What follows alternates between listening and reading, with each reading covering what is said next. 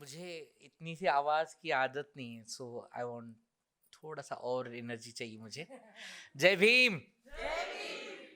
That's हम सोचते हैं कि हम नॉन पॉलिटिकल है या फिर हम त्रयस्थ है।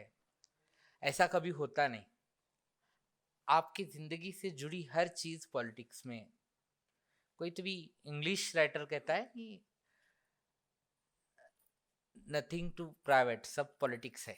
यहाँ कुछ भी खुद का नहीं होता है।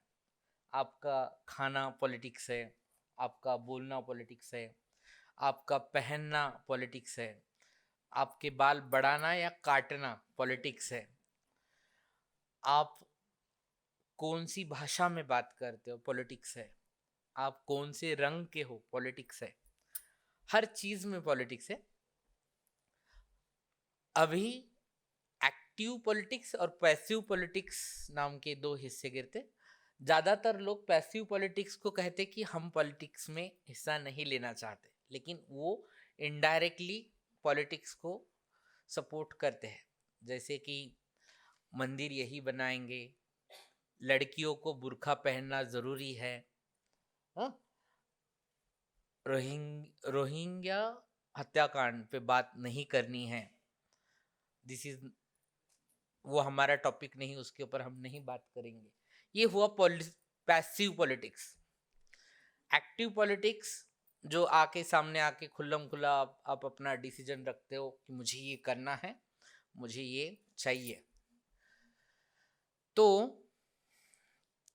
हमारे यहाँ पर राजनीतिक विचारधारा को प्रबल होने को अभी काफी वक्त जाने वाला है। उसके ऊपर मैं बात, हाँ जाने वाला है, okay done. We think we are apolitical, but nothing is as personal as people think. The personal is political, be it across dress, color, food, any other personal choice. Some people may deny being political, but they are being political even in their choices of not wanting to engage on issues of on wanting to engage on Mandir issues, but not wanting to engage on the Rohingya massacre issues and many other political issues. We are political. Personal is political. Okay. इसी के साथ में transgender बनकर इस देश में पैदा होने के बाद में यहाँ की मानवीय मूल्यों का अधिकार मिलना इस देश में काफ़ी तकलीफ देय था और आज भी है। फिर भी काफ़ी हद तक हमें हमारा ब्रिज मिला जो हमें असमानता से समानता की ओर लेके जा रहा है। उस ब्रिज का नाम है डॉक्टर बाबा साहब अंबेडकर, जिन्होंने हमारे लिए संविधान जैसी एक डिजेंडराइड किताब लिखी। क्योंकि ये किताब अगर जेंडर पर आधारित होती तो कुछ हकों के लिए पुरुष अधिकारी होते और कुछ हकों के लिए महिलाएं अधिकारी होती। ट्रांसजेंडर्स के लिए कोई अधिकार ना होता। बाबा साहब जेंडर सेंसिटाइज थे या नहीं थे वो बात की बात है, लेकिन उन्होंने जो किताब लिखी उसको व्यक्ति केंद्रीय लिखा। वो पर्सन को रिप्रेजेंट करती है। इसीलिए आज मैं इस देश का नागरिक बनी हूँ और इसीलिए मुझे मेरे पॉलिटिकल आइडियोलॉजी को रिप्रेजेंट करने का मौका मिला है। नहीं तो शायद यहाँ के चातुर्वर्ण और पेट्रियार्कल व्यवस्था में मैं शुद्राति शूद्र जो नारी कहलाती है, मैं उससे भी क्षुद्र कहलाती, मैं उससे भी पीड़ित हूं। इस इतनी उत्पीड़न में खुद का पॉलिटिकल प्रेजेंटेशन रखने का हक मुझे संविधान देता है।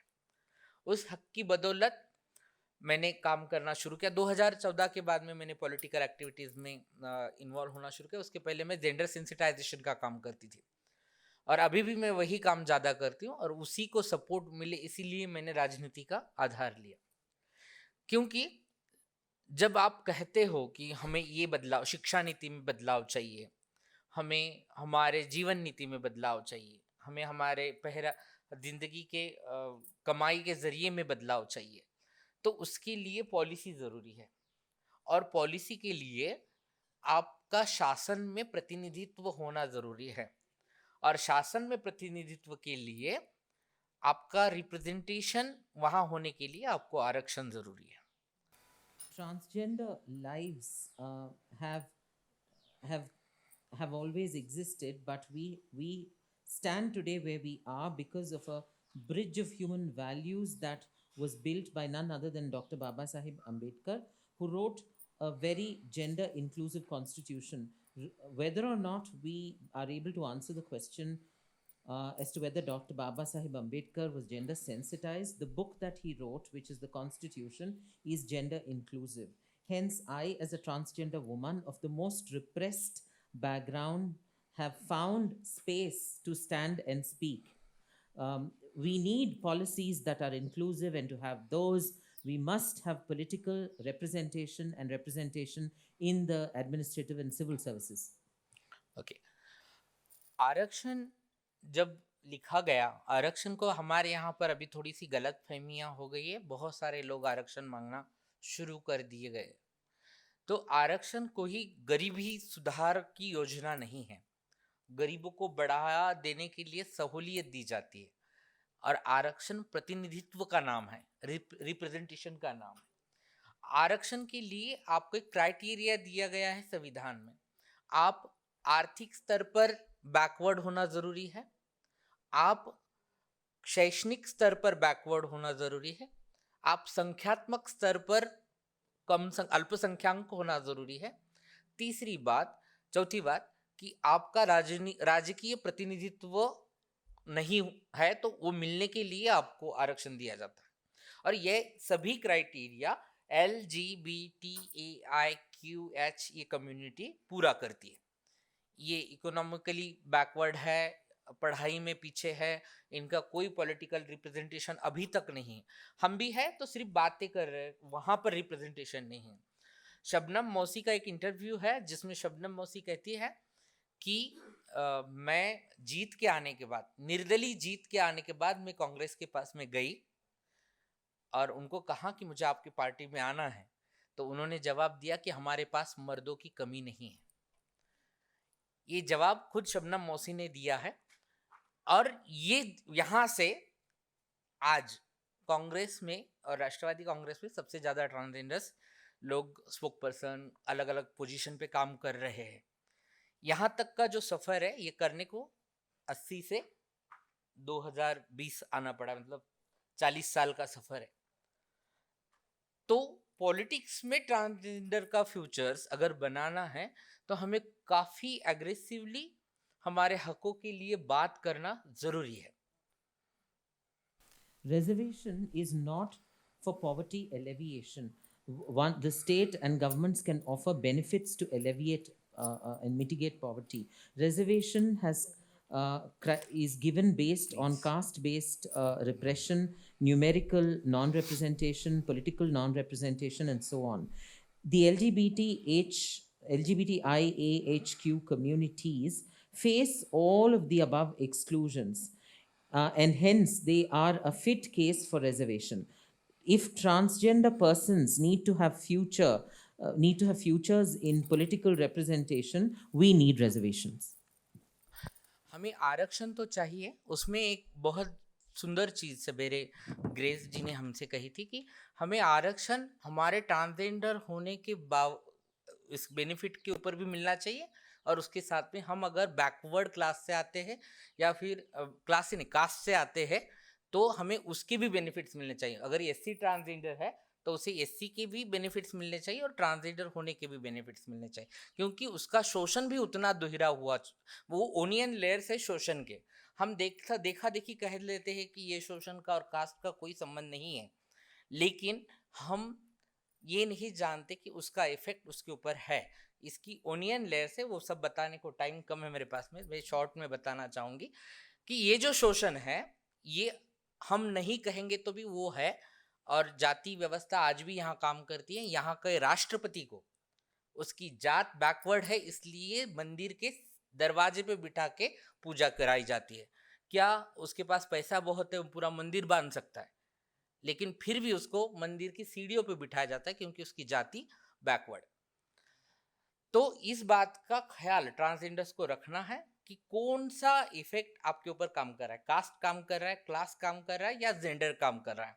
इन तीन पांव के राक्षस से हमें बचकर हमारा राजकीय चेहरा बनाना है, और उसी के साथ में हमें ध्यान रखना है कि महिलाओं के आरक्षण की तरह हमारे आरक्षण को कोई इस्तेमाल ना करे, क्योंकि महिलाओं के आरक्षण में ज्यादा फीसदी अगर जगह महिलाओं के लिए आरक्षित निकली है तो वहां पर महिला को खड़ा किया जाता है, लेकिन साइन पुरुष के कहने पर ही की जाती है।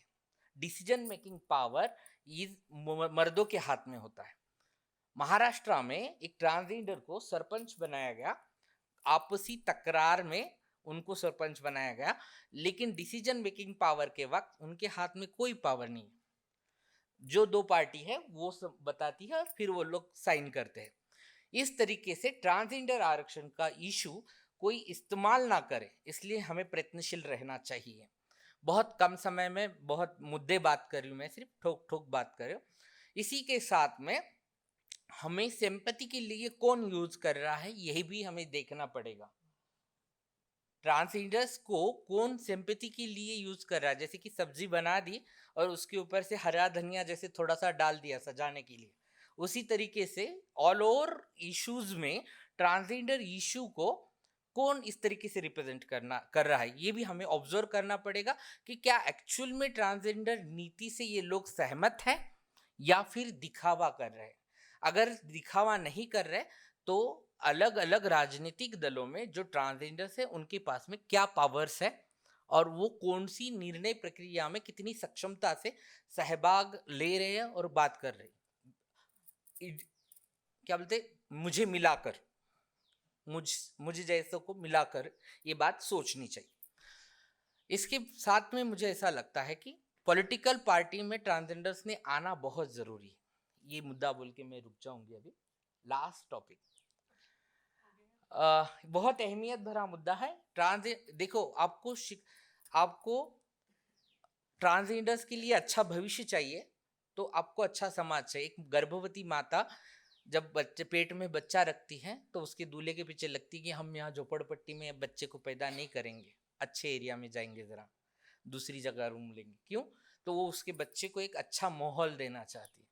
और हम अगर हमारी आने वाली नस्लों को, पीढ़ियों को अच्छा माहौल देना चाहते हैं तो हमें राजकारण में आना जरूरी है, क्योंकि अच्छा राजकारण एक अच्छे समाज को निर्मित करेगा। क्योंकि शिक्षा नीति राजकारण तय करता है, आपकी समाज नीति राजकारण तय करता है। तो अच्छे समाज के लिए ट्रांसजेंडर्स ने यहाँ आना चाहिए। इसका एक एक्सपीरियंस बताऊंगी। हिजड़ों के प्रति देखने का नजरिया महाराष्ट्र में के देश में कैसा है आप सभी को मालूम है। उनको क्रिमिनलाइज कहा जाता है, मेंटली डिस्टर्ब कहा जाता है, विकृत कहा जाता है, क्रिमिनल कहा जाता है। लेकिन डॉक्टर बाबा साहब अम्बेडकर के पोते जो वंचित बहुजन आघाड़ी जिन्होंने पार्टी शुरू की और उस पार्टी का बहुत माहौल बना, 4-5 लाख से ज्यादा लोग खड़े थे और मैं उनके सामने जब जय भीम बोल के खड़ी हो गई, एक समय उतने 5 लाख 6 लाख लोगों को एडवोकेसी करने का मौका मुझे मिला। ये मैं 1 to 1 अगर करती तो शायद पूरी जिंदगी जाती। लेकिन पॉलिटिकल स्टेज से इतने लोग, पॉलिटिशियन क्या करते हैं वो भाग हमें वो भी देखना है। मैं सवेरे मैम से बोली कि किसी भी पार्टी से जाओ, इवन बीजेपी से जाना है तो जाओ, लेकिन कम्युनिटी के लिए क्या अच्छा ला रहे हो आप वो देखो। भीख से भीख की ओर मत लेके जाओ। हमने भीख मांगी, हम हमारे बच्चों को अपडेट भीख का माध्यम नहीं देना, उन्हें रोजगार दो। पहले हम ताली बजा के 2 रुपया मांग रहे, आज भी हमारी आने वाली पीढ़ी ऑनलाइन गूगल पे नहीं मांगेंगी। हमें वो नहीं चाहिए। हम किसी के सर पर हाथ रख कर कमाना नहीं चाहते, अब थक चुके। हम हजारों सालों से वही करते आए और ये लोगों के सर का हाथ उठाकर खुद के सर पे रखो, मुट्ठी बांधो और लड़ो। आरक्षण हक है हमारा, हमारा एडवोकेसी हक है, हमारे पूरे मानवीय मूल्यों का हनन अगर हो रहा है तो उसके खिलाफ बात करना हमारा हक है। जैसे कि शादी हो गया, बच्चा अडॉप्ट करना हो गया, परिवार के साथ में रहना हो गया, हमारा परिवार चुनने का हक, मुझे ट्रांसजेंडर लोगों का परिवार बनाना है या ब्लड रिलेटिव लोगों का परिवार, वो हक भी मुझे मिलना चाहिए। इन सभी हक को पाना है तो अच्छी राजनीति की ज़रूरत है, और अच्छी राजनीति के लिए ट्रांसजेंडर लोगों ने स्टैंड लेकर राजनीति में आना ज़रूरी है। सोशल वर्क के आगे जाकर डिसीजन मेकिंग में जब तक हम नहीं आएंगे, कीचड़ को गंदा कहने से कुछ फर्क नहीं पड़ेगा, उसमें उतर कर कीचड़ साफ करना पड़ेगा। यही उम्मीद के साथ मैं रुकती हूँ। जय भीम।